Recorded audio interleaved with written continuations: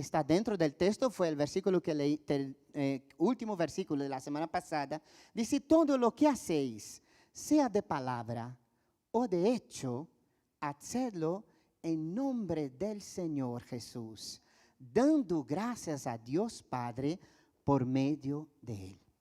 Este versículo puede decirnos muchas cosas, pero quiero enfatizar ahora en lo que Él dice, y todo lo que hacéis, hacedlo en el nombre del Señor Jesús. Y eso demanda de nosotros una conciencia. Porque muchas veces somos muy inconscientes. Por ejemplo, aquellos que son tan, no así lanzados, ¿no? Como era el apóstol Pedro, pues se lanza sin pensar y después se ve que se está hundiendo, ¿no? Y socorre mi Señor, ¿no? A veces hacemos cosas sin pensar. Pero si hay algo precioso que yo amo en el Evangelio, es que Él nos llama a nuestra conciencia, a saber y a ser responsables profundamente de cómo vivimos y lo que hacemos. Así que la vida cristiana comprende y alcanza todo tipo de experiencia personal. En todo lugar, o eres o no cristiano. Si lo eres de verdad, y si no, pues tendrás que, esto no serás, pero no puedes engañar. Todo lo que se lleve a cabo ha de tener como primordial propósito el glorificar a Dios. De hecho, como creyentes necesitamos tener esta conciencia que todo, absolutamente todo en mi vida debe ser para la gloria de Dios. Si pues coméis, nos va a decir el apóstol Pablo en Corintios, o bebéis, o hacéis otra cosa, hacedlo todo para la gloria de Dios. Él es el motivo. Él es la razón, el centro, el todo en mi vida. Pablo nos habla de una vida expresada en libertad plena. Algo que yo amo del apóstol Pablo es esto. Él no nos está hablando de religiosidad. Él no nos está hablando de que nosotros estamos obligados a hacer como Dios quiere, sino que Él está hablando de una conciencia plena donde yo decido, porque le amo y porque he conocido al Señor, he recibido la salvación, mis pecados han sido perdonados, y por este lado Él nos está diciendo de una libertad plena de acciones o pensamientos en oposición a la espiritualidad legalista. El Señor, nuestro Dios, no es legalista como entendemos los seres humanos, que a veces somos tan legalistas para los demás, pero cuando me toca a mí lo legal, entonces yo puedo esquivarme. Conmigo tiene que ser diferente. La vida, tanto individual como colectiva, está totalmente del creyente vinculada con dos aspectos. Primero, una gratitud que no tiene fin. ¿Quién puede agotar el agradecimiento de todo lo que Jesús ha hecho por ti? No hay manera. Además es que cada día nos sorprende. Cuando vemos su amor, su fidelidad, su grandeza, cuando vemos su misericordia hacia nosotros, no hay manera de parar de agradecerle. Pero también por el amor que tenemos a Dios. La verdadera adoración y culto se manifiesta sea en palabra o en exhortación o en el canto o en la obra de acción por la conciencia y por la razón de a quién sirvo y amo. Yo le amo, Él es mi Señor y por Él yo le obedezco, le sirvo, le adoro, le honro en todos los momentos, en todas las circunstancias. Y eso es muy diferente de una religiosidad que estamos acostumbrados a ver y que a veces hasta nosotros estamos tentados a practicarla. Todo en la vida cristiana debe llevar a cabo con el entendimiento de que Cristo es el motivo y de que nuestro corazón lleno de gratitud no puede olvidarse tan incomparable regalo. Por eso el apóstol Pablo nos habla una palabra muy interesante cuando dice, porque para mí el vivir es y el morir es exactamente. Él lo ha entendido. El apóstol Pablo, después de instarnos entonces a una vida espiritual viva en relación personal con Dios, haciendo morir lo terrenal, desechando la inmoralidad, la avaricia, la ira, el enojo, la malicia, la blasfemia o palabras deshonestas, estando revestidos adecuadamente, sin mentiras, en amor, santidad, bondad, benignidad, humildad, mansedumbre y paciencia, en una relación verdadera hacia el prójimo. Ahora, Él nos habla de nuestra relación familiar. Y algunos autores a estos versículos que vamos a meditar hoy lo titulan como la ética familiar.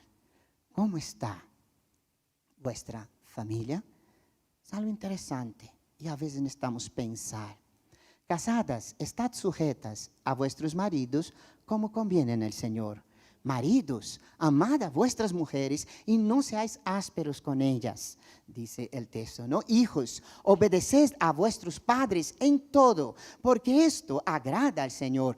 Padres, no exasperéis a vuestros hijos para que no se desalienten. Siervos, obedeced en todo a vuestros amos terrenales, no sirviendo al ojo, como a los que quieren agradar a los hombres, sino con corazón sincero, temiendo a Dios. Y todo lo que hagáis, hacedlo de corazón, como para el Señor, y no para los hombres, sabiendo que del Señor recibiréis recompensa de la herencia, porque a Cristo el Señor servís. Mas el que hace injusticia, recibirá la injusticia que hiciere, porque no hay acepción de personas. Wow, ese texto tiene muchísima miga. Si queremos pensar, podemos profundizar en muchas cosas. Lo primero, y hoy comenzamos con las esposas, ¿no? Según el texto. Hoy Dios os quiere hablar también. Dios os habla hoy, en esta mañana, esposas, aquí delante del Señor. Casadas, dice, estad sujetas a vuestros maridos como conviene en el Señor. Las mujeres casadas en la vida cristiana tienen una responsabilidad delante de Dios muy importante, que es reflejar o en el reflejo de la gloria de Dios en la vida familiar. Hay una responsabilidad en tanto que mujeres, que es un privilegio, esto en tanto que la bendición de serlo, glorificar a Dios en el seno de la vida familiar. Este párrafo encontramos una forma literaria un tanto especial que los técnicos llaman los preceptos del hogar. La palabra sujeción literalmente es traducida por sumisión y hace énfasis en la pasividad. No es una sumisión activa por la fuerza, sino es una sumisión donde yo lo hago y decido porque amo a Dios y a mi esposo y a mi hogar. Quizás subordinación explicaría mejor el sentido de aceptar una orden en forma voluntaria. Nada tiene que ver con la fuerza o el sometimiento obligado. Ningún ser humano puede someter al otro a nada obligatoriamente. Cada uno de nosotros somos seres únicos y que Dios nos ha hecho libres. Nadie debe ni puede enseñorearse sobre el otro. Entonces, esto nace, ese principio de sometimiento, de un principio mucho más profundo. Someteos unos a otros ¿en qué? Y eso es muy interesante porque cambia la visión. Por supuesto, como cristianos vamos contra la corriente del mundo, ¿verdad? Hoy se llama a la desobediencia o yo qué sé, ¿no? Hacer más, no sé por qué la mujer se cree inferior que el hombre y entonces es llamada a hacer más que el hombre, a tener más fuerza que el hombre, a poder más, a ir más lejos que el hombre, a hacer todo mejor que el hombre. Eso es un complejo de Dios para el funcionamiento correcto en el seno familiar. Ahora, es tan simple como que si mi mujer tira para el norte y yo tiro para el sur, ¿qué va a pasar? No, ¿para qué matrimonio? Si yo quiero hacer lo que yo quiero y la mando callar y ella quiere hacer lo que ella quiere y me manda callar, aquí no funciona nada. Mejor es estar separados, porque para vivir un infierno juntos no tiene sentido. No tiene sentido. Pero quiero que sepáis que Cristo es la cabeza de todo varón y el varón es la cabeza de la mujer y Dios la cabeza de Cristo. Y aquí todos tenemos una cabeza, que es Dios. Amén. Amén. Nos está hablando de que no se puede funcionar en relación y sobre todo íntima si no estamos de acuerdo, si no nos amamos y si no practicamos el ceder mutuamente lo que es necesario para que el hogar pueda ir hacia adelante. Todo subordinado primeramente a Dios. Es una subordinación como al Señor nos dice. Una relación semejante a la que la iglesia tiene para con el Señor. Una relación conforme al comportamiento establecido por Dios que conduce al testimonio de Cristo, reflejando la misma manera como Él se subordinó hacia el Padre. Y mirad, tanto mujeres como hombres, si queremos usar eso como un pretexto para no someternos ante Dios, no olvidéis que si sois cristianos y amáis a Cristo, Cristo vivió toda su vida sometida al Padre y nunca hizo nada fuera de la voluntad divina. A mí yo quedo siempre admirado porque Jesús amaba a Lázaro, ¿no? Y cuando llegó la noticia que sus hermanos mandaban, está muy malito, ¿no? Quizás si fuera yo humano, ¿no? Y a veces inconsciente en mi acción, decía, pues vamos ahora. Y saldría corriendo a salvar a Lázaro, ¿cierto? Pero el Señor no hizo así. Y aún esperó algunos días allí. Y cuando alguien dijo, mira, duerme ya. O cuando Él mismo dijo a sus discípulos, vamos que Lázaro duerme, dice, si duerme, ¿para qué vas a volver? Estaba diciendo que había muerto, entonces ¿para qué ir?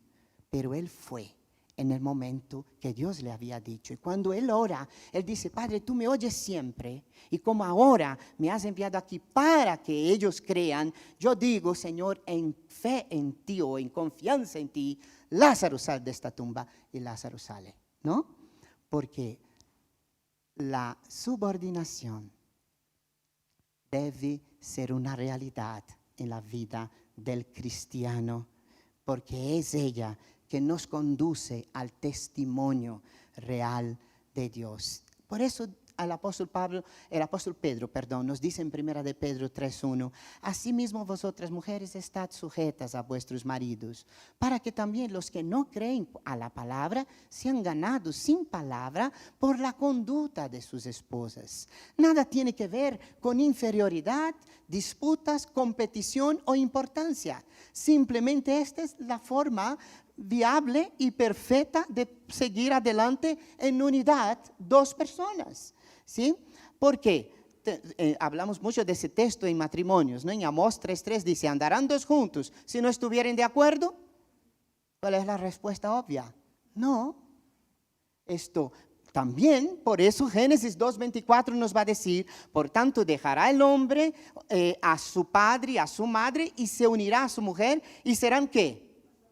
Hoy lo sabemos bien de memoria, una sola carne. Hermanos, en la unidad no hay inferioridad.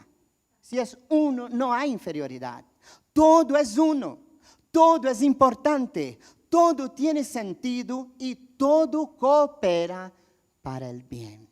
Y es importante tener claro este principio. Pero no solo a las mujeres Dios quiere hablar hoy. Maridos, no menos importante es nuestra responsabilidad. Y Pablo nos dice entonces en el texto, versículo 19 de Colosenses 3, maridos, amad a vuestras mujeres y no seáis ásperos con ellas.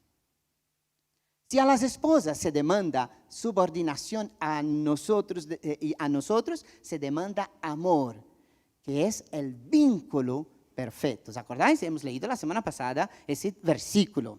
Si el amor en la esposa se manifiesta por su voluntad, o voluntaria mejor, subordinación, en el marido, el amor se manifestará en la dimensión del cuidado y del sacrificio que Dios se manifiesta o que Dios manifiesta por la humanidad. A ver, hoy hablábamos en nuestra clase para bautismos, ¿no? Y alguien compartió algo tan precioso. Dice, cuando yo descubrí Juan 3:16 y vi cuánto Dios me ama, que fue capaz de dar a su hijo, ¿no? Bien, ese es ese amor, nuestro patrón. No puede ser menos. No es fácil, ¿eh? No es fácil, pero ese es nuestro patrón. El marido debe amar desinteresadamente, no buscando nada a cambio. Y eso sí que es muy profundo, porque en este mundo, cuando mucha gente se une solamente por interés, o no deja de desunirse por interés. Si os acordáis, en la pandemia hubo menos divorcio, no porque la gente se ama mucho, es porque allí no había manera de... y cada uno buscarse la vida. Es muy diferente. Pero como creyentes, el marido no debe amar a su esposa simplemente para sacarle las tajadas que pueda. Eso no es amor. Eso no es amor. Un amor de la misma calidad que el amor de Jesús. Mirad lo que dice Pablo en Efesios. Maridos, amar a vuestras mujeres así como Cristo amó a la iglesia. Y se entregó a sí mismo por ella para santificarla, habiéndola purificado en el lavamiento del agua por la palabra, a fin de que presentársela a sí mismo una iglesia, está hablando de la iglesia, pero aquí comparando con la mujer, gloriosa, que no tuviese mancha ni arruga, ni cosa semejante, sino que fuese santa y sin mancha. Así también los maridos deben amar a sus mujeres como a sus mismos cuerpos. El que ama a su mujer, a sí mismo se ama. Esas son palabras mayores.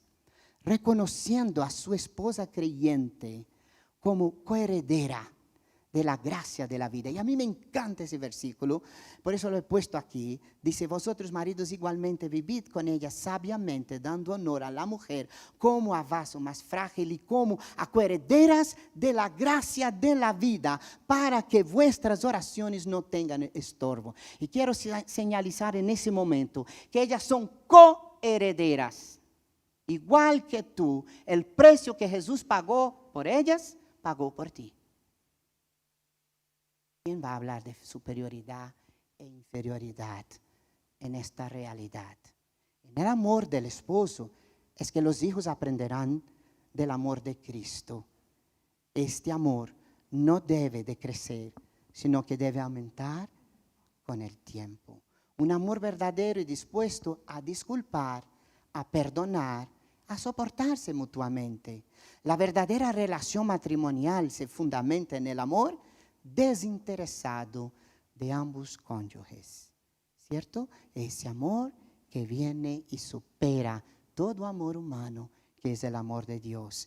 En relación con el amor con su esposa, ese afecta notoriamente su relación o mi relación con Dios.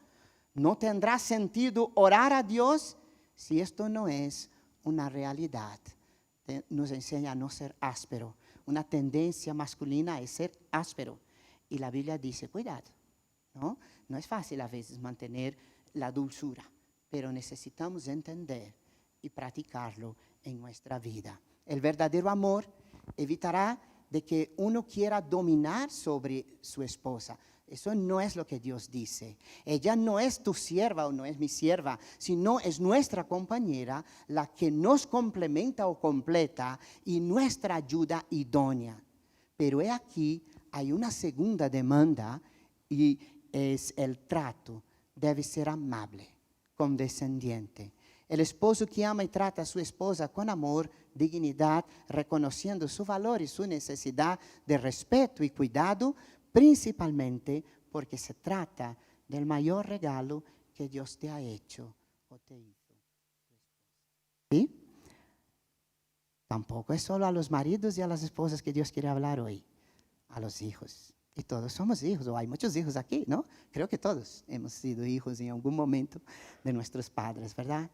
¿Cuál es vuestro mandamiento y adoración a Dios en el seno familiar? Y el apóstol Pablo nos habla en Colosenses 3:20-21.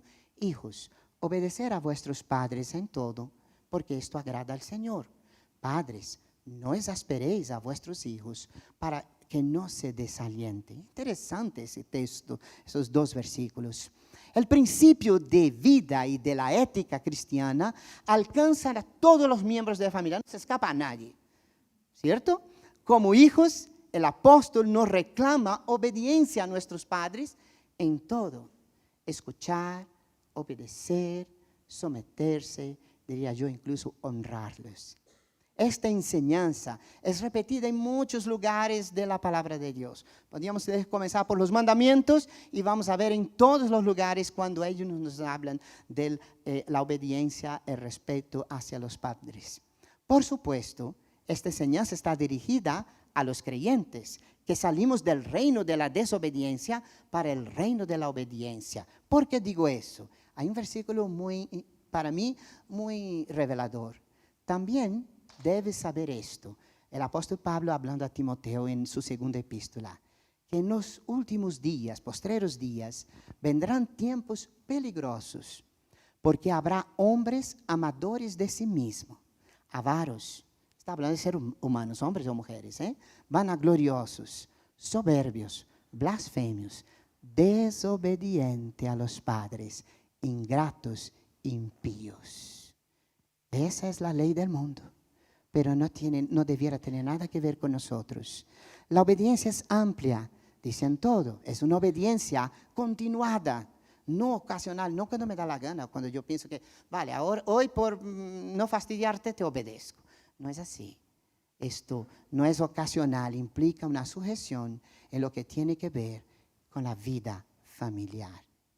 Por supuesto, hermanos, y aquí quiero llegar, la obediencia a los padres, como en el caso también de las esposas, tiene límites. Hay límites que Dios ha puesto. Y eso tenemos que tenerlo muy claro. Hay dos aspectos aquí, hablando de los hijos, y uno que puedo hablar directamente de cualquier otra unidad o sometimiento. La palabra de Dios prevalece sobre todo. Nunca tienes que obedecer a un padre, a una madre, a un esposo o a quien sea, a un jefe o cualquier que sea, incluso a un ser espiritual, que te diga hacer algo contra a lo que Dios ha dicho. Eso no es posible. Y eso es un límite. Nadie debe, siendo padre, esposo, ¿no?, o hermano mayor o quien sea en la familia, obligar a otro a hacer algo que va contra Dios. No tiene ese derecho. Y el segundo, hablando de los hijos, es que también cuando los hijos ya están emancipados, tienen sus propias vidas, ¿cierto? Y aunque deban honra y respeto a sus padres, como padre, yo de mis hijos ya no mando nada. Esto mandarán ellos. Puedo dar un consejo, pero ya no voy a responder por ellos delante de Dios ya, porque ya son hombres y mujeres adultos que tienen un camino y que son responsables de sus actos y delante de Dios responderán por sus actos. Esta obediencia es una obediencia al Señor. Hay una reciprocidad en esta relación familiar. Padres, dice entonces, no exasperéis a vuestros hijos para que no se desalienten. La obediencia para los hijos corresponde a un trato alentador para los padres. Eso es igual. Un padre nunca debiera querer el mal a su hijo, si no, no le ama. El que quiere mal, Dios nunca ha querido el mal para nosotros. De hecho, la Biblia dice, es tan clara, que Dios no quiere la muerte del que muere. ¿Sí o no? ¿Os acordáis de ese texto? Dios siempre ha luchado por la vida. Si morimos es por nuestra cabezonería y desobediencia, pero no porque Dios haya querido eso. Dios no quiere la condenación. De hecho, el infierno ni siquiera fue hecho para nosotros. La obediencia, ¿no? Entonces tiene esa reciprocidad para los hijos corresponde a la de un trato alentador para los padres. Hay muchos padres que maldicen a sus hijos. Tú no vales nada. Oh, tú estás como cabeza de tus hijos y cuando dices eso, el diablo es bien astuto para decir, ahora me puedo apoderar de lo que tú estás diciendo y voy a mostrarte cómo no vale nada de verdad. Porque nosotros no somos llamados para esto, sino para cuidar de nuestros hijos y alentarlos. Exasperar, sacar fuera de control a nuestros hijos, no es lo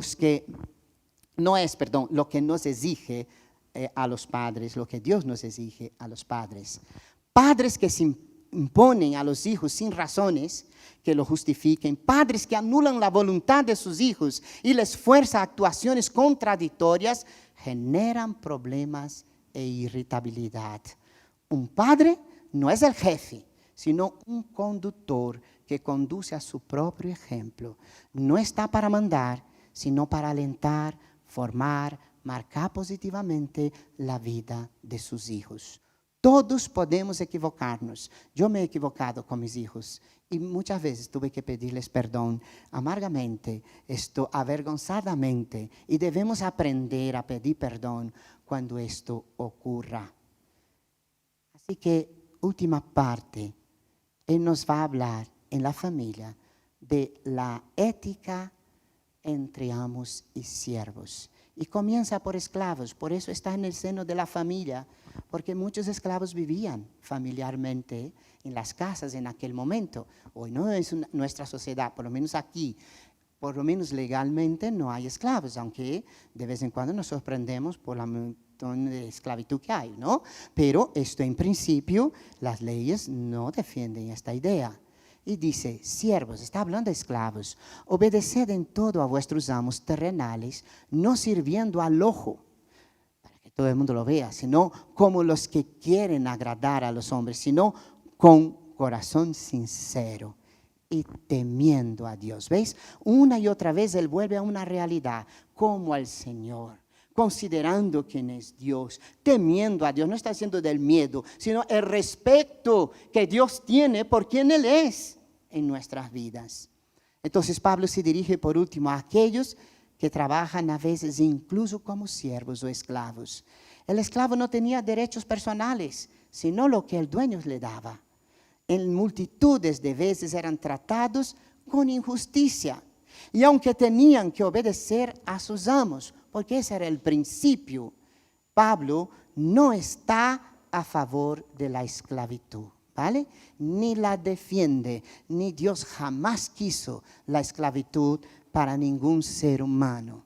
De hecho, en 1 Corintios 7, 21, 22, Pablo dice, fuiste llamado siendo esclavo, no te dé cuidado, pero también si puede hacerte libre, procúralo más, porque el que en el Señor fue llamado siendo esclavo, liberto es del Señor. Asimismo, el que fue llamado siendo libre, esclavo es de Cristo. Qué interesante, si hay una esclavitud, es la que nosotros hemos elegido de servir a Dios, que no es esclavitud, porque en verdad en Cristo somos verdaderamente libres. Y yo creo en eso, porque somos libres aquí. Porque somos libres en muchas otras cosas, porque no estamos dependiendo, porque a veces este mundo dice que el éxito está en tener y obtener victorias sobre victorias. Ni siempre es así, pero el que tiene a Cristo es más que victorioso. Dios no solo tiene la victoria a nosotros. Así que la obediencia debe ser marcada por amor a Dios, de modo que sus acciones glorifiquen al Señor. Concluyendo, hermanos, todo lo que hagáis, va a decir el apóstol Pablo.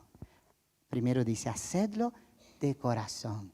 Poner todo vuestro empeño ahí, como para el Señor y no para los hombres. Nosotros no vivimos para agradar al ser humano, sino realmente a aquel que es eterno, nuestra roca eterna, sabiendo que del Señor recibiréis la recompensa de la herencia, porque a Cristo el Señor servís. Mas el que hace injusticia recibirá injusticia que hiciere, porque no hay acepción de personas. Ese texto para mí es muy importante en nuestras vidas y nos muestra unas verdades muy importantes. Primero, la única posición que corresponde a un verdadero creyente es únicamente bajo al Señor Jesucristo. Él es mi Señor, ya la palabra lo dice, ¿no? Esta tiene que ser nuestra posición. No somos reyes ni soberanos de nada. Él es el Señor. Y por mucho que hablemos hoy y juntemos hoy, si mañana Él viene a buscar, todo se queda aquí. Tanto las palabras como también mi tesoro. Todo servicio debe estar bajo el señorío de Cristo. El Señor a quien servimos, y ahora aquí hay una verdad muy importante. No debe a nadie, no es deudor a nadie, no tiene ninguna deuda con nadie. Y Él guarda celosamente la recompensa por todo trabajo y servicio que le ofrecemos. Y eso debemos tener muy claro. Dios ve lo que nadie ve, pero lo que tu corazón lo hace en servicio a Él. Y Él recompensará esto. Porque no se le escapa nada. Dios no tiene amnesia, Dios no es despistado, Dios no está mirando a África en cuanto yo estoy viviendo aquí. Dios conoce a ti todo. Todo. Nada le sorprende de ti. Pero Él es tan fiel que toda obra bajo su grandeza y dirigida a su gloria tendrá recompensa. Nunca se olvidará de las bendiciones de servirle. Por eso el apóstol Pablo nos habla en Gálatas 6. No nos cansemos pues de hacer el bien, porque a su tiempo segaremos. Y si no desmayamos, interesante, nos dice aquí algunas personas no cosechan porque en la mitad de la siembra se desisten y entonces no hay cosecha. Porque Dios no obra con arte de magia, aunque Él tenga todo el poder. Dios no es mágico. Todo lo que Él hace tiene un sentido. Así que, según tengamos oportunidad, hagamos bien a todos. Y dice, mayormente a los de la familia de la fe. Entonces, Dios no será burlado de nadie, hermanos. Aunque la gente hoy se ría de Dios, Dios no será burlado. Algún día, dice la Biblia textualmente, cuando Él venga, muchos pedirán que las piedras le caigan encima para no ver la justicia que vendrá. Dios tiene tiempo para manifestar su justicia y todo ser humano recogerá el fruto de su siembra. Dios no hace acepción de personas. Su equidad es una verdad. Por eso tenemos que tener cuidado, porque a veces culpamos a Dios de muchas cosas y culpamos a Dios de nuestra siembra. Sembramos mal, sembramos, no sé, cualquier cosa, mala hierba y queremos que salga bananos o lo que sea. No es así. La ley espiritual tampoco es así. Como tú haces, infelizmente tú vas a cosechar. Y a veces es duro decir eso. Pero muchas veces una persona vive la consecuencia de lo que sembró. A nadie me quiere, pero tampoco yo he querido a nadie. ¿Ves? Entonces, la Biblia dice que de Él, podéis burlarse cuanto queréis de mí, porque yo ni soy Dios, ni puedo hacer nada. Pero de Él siempre está ahí y no hace acepción. Es interesante eso, no sé cómo lo hace, pero es así. El Señor es fuente de vida de cada creyente, es la fuente de vida de cada creyente. Su poder también nos capacita para hacer sus demandas. Y aquí hay otra verdad muy importante. Mira, cuando Dios dice a la esposa que se someta, cuando Dios dice al hombre que ame como Dios amó al ser humano, como Cristo ama a su iglesia. Cuando Dios dice al hijo que obedezca, cuando Dios dice al esclavo que está viviendo una injusticia, que aún así honre a Dios en la condición en que está, no está diciendo algo que no sea posible. No es posible en el mundo, pero a los que tienen al Señor sí es posible. Es el apóstol Pablo que nos va a decir, todo podemos, o todo lo puedo, literalmente, en Cristo que me fortalece. Es Él el que nos lleva, es Él el que nos da fuerza, es Él también el que nos lleva, que nuestro esfuerzo en Dios tiene un fruto de gloria. Grandioso, precioso. Antes, dice Él, en todas estas cosas, somos más que vencedores por medio de aquel que nos amó. Entonces, una vida con Cristo abundante no es un cuento chino que no se va a cumplir nunca. Si quieres una vida abundante, necesitas entrar en los principios del Señor. Hacer morir lo que hay que hacer morir, ¿cierto? No puedo tener verdadera paz si vivo mintiendo a mi familia, a mi iglesia, tratando de mentir a mi Dios absurdamente, ¿no? Que fue lo que hizo Adán cuando se escondía pensando que Dios no lo veía. Dios sabía, y cómo Dios no sabía que estaba desnudo, se lo hizo, ¿no? Siempre tenemos nuestras disculpas que no sirven para nada. Dios nos capacita, su Espíritu nos llena y somos llamados a ser diferentes. No es fácil, pero es lo que Él espera de su iglesia para que su gloria se vea. Hermanos, hipocresía en el mundo hay, ¿sí? Hay por todos los sitios, pero integridad hay mucha falta. Personas que viven lo que creen, personas que honran al Dios que tenemos con su vida. Y ojo, voy a terminar diciendo algo. No mires al otro. Mujer, no miras a tu marido. Marido, no mires a tu mujer. Y no te excuses en ello. Tampoco hijos a sus padres, ni padres a sus hijos. No hay excusa. Yo segaré lo que yo siembro. Otro segará lo que él siembra. Y aunque la unidad nuestra aquí para este mundo, en el matrimonio, es una realidad, en el cielo no entraremos por marido y mujer. ¿Sí o no? Cada uno entrará por el precio que ha sido comprado, pagado, amado. Dejemos muchas veces de las tonterías de esta sociedad y practiquemos la verdad. Somos iguales delante de Dios, amados por Dios, considerados por Dios. Dios su Hijo, tanto por mi esposa como por mí. Nadie es más que nadie. Nadie tiene derecho sobre nadie. Nadie debiera jugar con nadie, sino que debemos vivir una vida íntegra que glorifique a Dios, que bendiga a nuestro cónyuge, que bendiga a nuestros hijos, que bendiga a la iglesia. En fin, un poco de luz en una tierra tan podrida. Que Dios nos bendiga como iglesia. Oremos. Padre, gracias por tu presencia. Guíanos, Señor. Háblanos. Bendícenos. Y haz de cada uno de nosotros, Señor, hijos y hijas, de verdad caminando en tus caminos, honrándote. Ayúdanos a construir, aun cuando aquellas cosas más importantes de nuestra vida, Señor, ayúdanos a construirlas bajo tu mandato, bajo tu dirección, con tus medidas, Señor, porque es la forma de que duren, porque es la forma de resistir a los embates de esta vida, Señor. Guarda a nuestros hijos, guarda a nuestras esposas, guarda a los esposos, guarda, Señor, a tu iglesia, guarda a la familia, que el mundo está tan empeñado en destruir, Señor.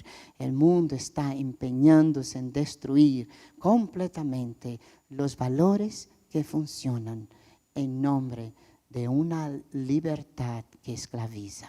Señor, ten misericordia, bendícenos como iglesia en nombre de Jesús.